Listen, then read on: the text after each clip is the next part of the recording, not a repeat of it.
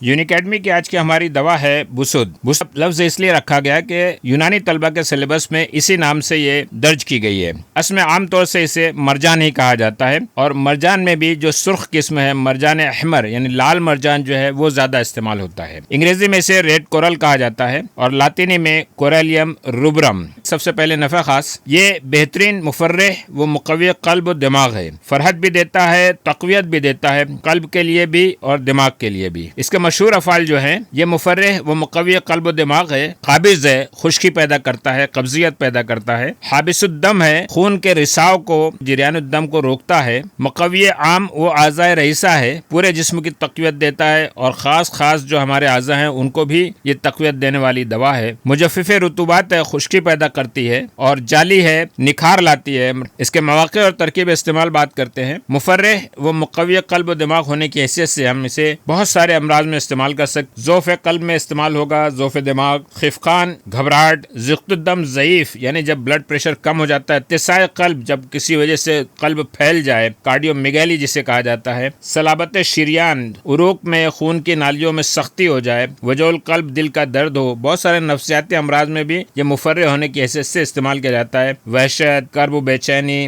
دائمی نزلہ زکام اور کھانسی وغیرہ میں۔ قلبی اور نفسانی امراض کے لیے صفوف کشتہ مرجان آدھے گرام سے 1 گرام تک استعمال کرتے ہیں۔ پھیپھڑوں کے امراض اور کھانسی کے لیے 2.5 گرام مرجان و نصف گوند ببول اور انڈے کی سفیدی میں اس کو ملا لیں اور استعمال کریں۔ پھیپھڑوں کے امراض جو دیگر امراض ہیں، ربو ہے، کھانسی ہے، دمہ کی تکلیف ہے، ہر ایک میں یہ استعمال کیا جا سکتا ہے۔ قابض و حابس یعنی خشکی پیدا کرنے اور خون کو روکنے کی صلاحیت کی بنیاد پہ اسے اندرونی و بیرونی جریان میں بہت کثرت سے استعمال کیا جاتا ہے۔ جریان خون کسی بھی طرح سے ہو، اسہال اور سیلان الرحم ہو، قروح اعمیٰ ہو، اعمیٰ میں کسی قسم کا زخم ہو گیا ہو، خونی بواسیر ہو گئی ہو، کثرت تمس ہو، تمس بہت زیادہ آتا ہے، زہیر پیچس جس میں آؤں آتی ہے، اگر خونی طور سے ہو رہی ہے تو اس کے اندر یہ استعمال کی جائے گی۔ زخم و قروح متعفنہ کہیں بھی ہو، بیرونی طور سے ہو یا اندرونی طور سے، اسے استعمال کیا جا سکتا ہے۔ ناسور پر لگایا جاتا ہے، قلائے دہن میں اس کا چھڑکاؤ کیا جا سکتا ہے۔ خروج المقد میں اسے استعمال کرتے ہیں۔ استرخاء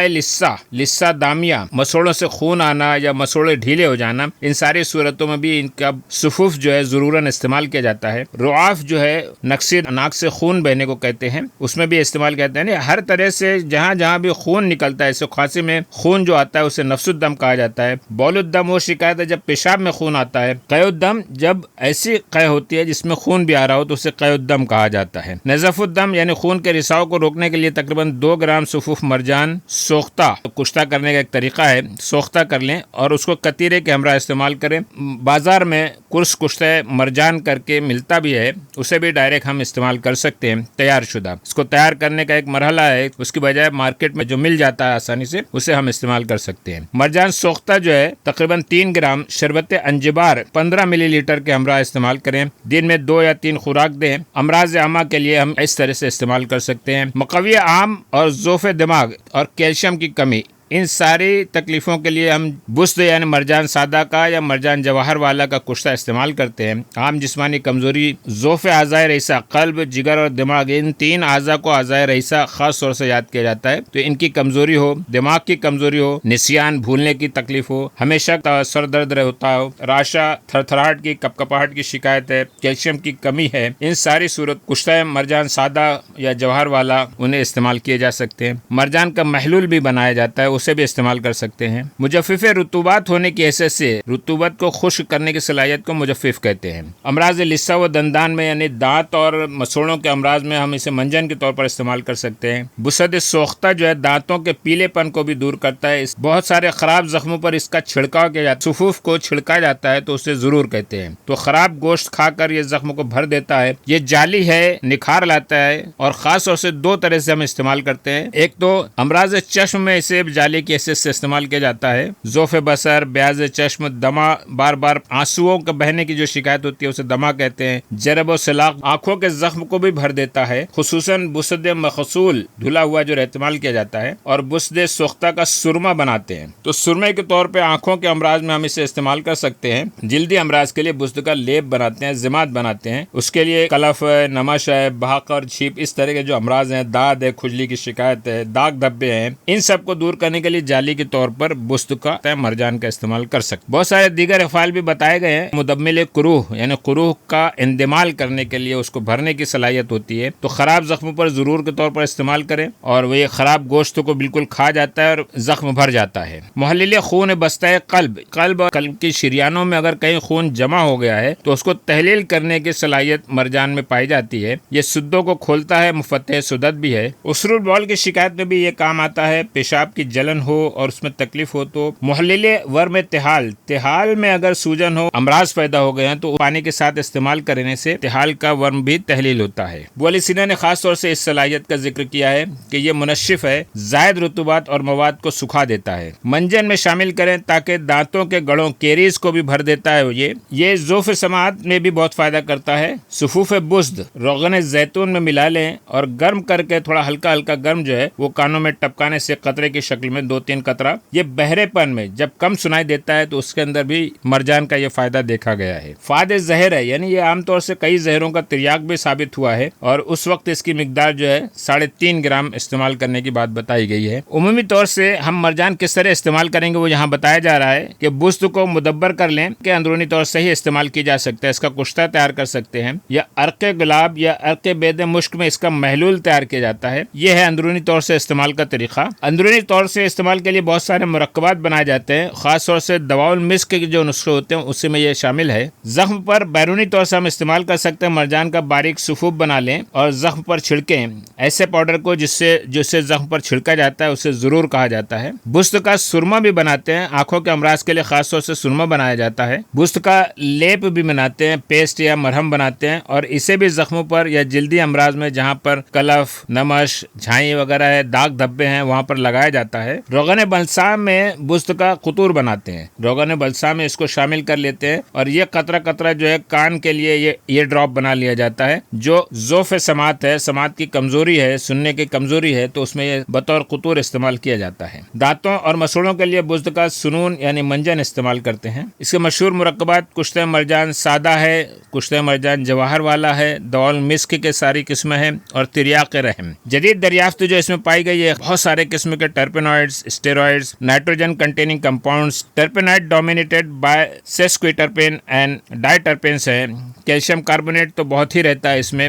منرلز ہیں, معدنیات ہیں, جیسے آئرن ہے, میگنیز ہے, زنک ہے, کاپر ہے, اسٹورنیم ہے. یہ ساری چیزیں بست کے مرکبات میں مل جاتی ہیں. جدید تصدیقات کے تحت جو چیزیں سامنے آئی ہیں, یہ اینٹی کینسر پایا گیا, اینٹی ٹیومر ایکٹیویٹی اس میں پائی جاتی ہے. ورم کو کم کرتا ہے, اینٹی انفلیمیٹری ہے, سوجن کو کم کرتا ہے, انالجیسک ہے, درد کو کم کرتا ہے. اینٹی بیکٹیریل ایکٹیویٹیز بھی اس میں پائی گئی ہے, اینٹی وائرل ایکٹیویٹی بھی ہے, امیونو سپریسنٹ ایکٹیویٹی ہے, جس میں مناعت کو کم کیا جاتا ہے, یعنی قوت مدافعت کم کی جاتی ہے. بہت سارے ایسی حالات ہوتے ہیں جس کے اندر مدافعت کو کم کرنا مقصود ہوتا ہے. اس مقصد کے تحت بھی مرجان کا استعمال کیا جا سکتا ہے. اینٹی آکسیڈنٹ ہے, نیورولوجیکل پراپرٹیز بہت اچھی ہے, مقوی اعصاب ہے, مقوی دماغ ہے, مقوی قلب ہے. یہ 2 ریسرچ پیپر آپ کے سامنے ہے جس پر کورل پہ کام ہوا ہے مرجان پہ. اس میں فائٹو کیمیکلز اس کے پائے گئے ہیں, فارماکولوجی اس کی معلوم کی گئی ہے, ٹاکسیکولوجی بھی معلوم کی گئی ہے, اور بہت سارے کلینکل ایفیکٹس جو ہے سامنے آئے ہیں. یہ جو ریسرچ ہے خاص یونانی میڈیسن کا ریسرچ پیپر ہے, جس میں اس کی اقسام اور اس کے pharmacological action, phytochemical action, اس کے یوزز, قدیم زمانے میں جو استعمال ہوتے اور جدید تحقیق کی روشنی میں کیا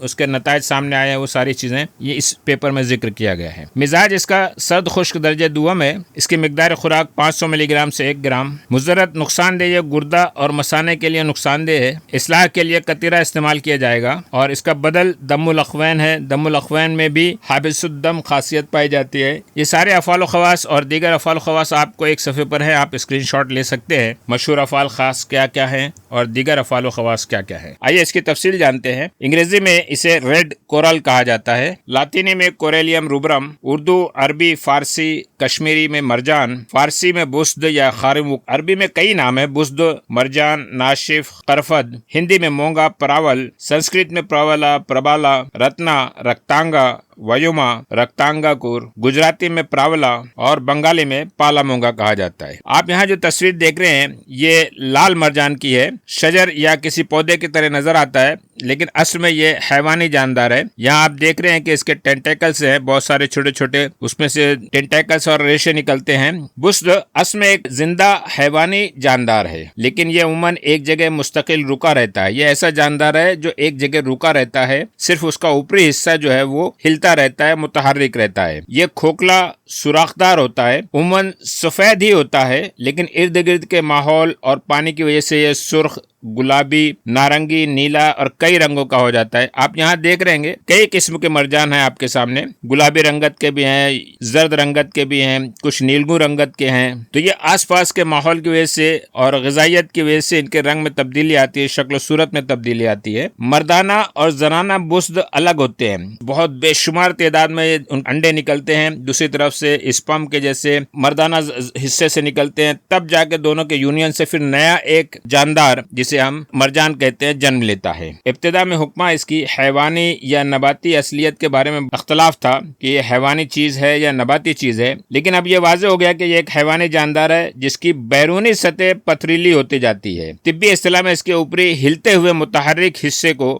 شاخدار جو حصہ ہوتا ہے اسے بسد یا شاخ مرجان کہتے ہیں, اور کسی سطح پر جڑ کی طرح پیوست حصے کو مرجان یا بیخ مرجان کہتے ہیں. اوپری ہلتا ہوا حصہ یہ پانی میں موجود اپنی غذا حاصل کرتا ہے, معدنی, نباتی و حیوانی ہر طرح کی غذائیت ہے اس کی, اور ساتھ ہی اس کی سوراخ دار اور نرم و نازک شاخ بہت سارے آبی جانداروں کا محفوظ مسکن بنتا ہے. مچھلیاں ہیں, چھوٹے موٹے بہت سارے جاندار ہیں, حیوانات ہیں, وہ ان کے درمیان میں بسیرا کرتے ہیں اور آس پاس میں موجود چیزوں کی وجہ سے یہ اپنی غذائیت بھی حاصل کرتا رہتا ہے. سرخ بسد وہ مرجان سمندری سطح کے نیچے 10 میٹر سے 800 میٹر کی گہرائی تک ہی ہوتے ہیں, اور زیادہ گہرے بھی ہوتے ہیں, لیکن 10 میٹر کی گہرائی سے یہ ملنا شروع ہو جاتے ہیں. لیکن اب بڑھتی ہوئی سمندری آلودگی, مختلف بیماریوں اور خرید و فروخت کی زیورات بنانے کی جو ایک غیر قانونی طور سے یہ بے تحاشا اکھاڑے جا رہے ہیں, اس لیے اب یہ کم گہرے پانی میں نہیں ملتے. آپ یہاں دیکھ رہے ہیں کہ گہرے پانی میں ایک بسد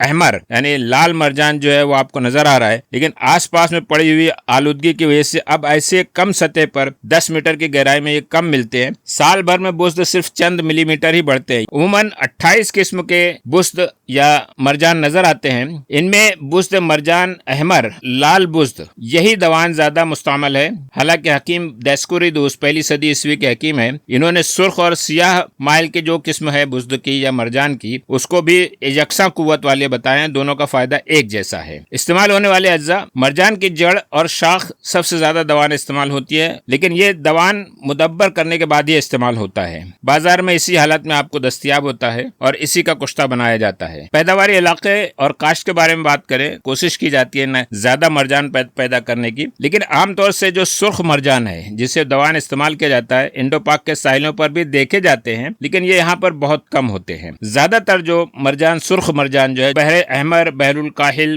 بحر اوقیانوس, بحر عمان, خلیج فارس یعنی عمان, یمن, سعودی عربیہ, افریقی ممالک کے اطراف میں. یہ جو آپ کو یہاں اوپر باہر نقشہ دکھایا گیا ہے, اگر آپ اس کو ملکوں کے حساب سے دیکھیں گے تو آپ سمجھ جائیں گے. یہاں پر ترکی ہے, سیریا ہے, ایجپٹ ہے, مصر ہے, الجیریا, ان کے درمیان میں جو سمندری علاقہ ہے, اور سعودی عربیہ اور مصر کے درمیان میں جو یہ سمندری علاقہ ہے, یمن کے اطراف میں اور عمان کے اطراف میں, ان علاقوں میں آپ کو نظر آ رہا ہوگا کہ سرخ مرجان زیادہ پائے جاتے ہیں. باقی دنیا کے حصے میں بہت کم سرخ مرجان پائے جاتے ہیں.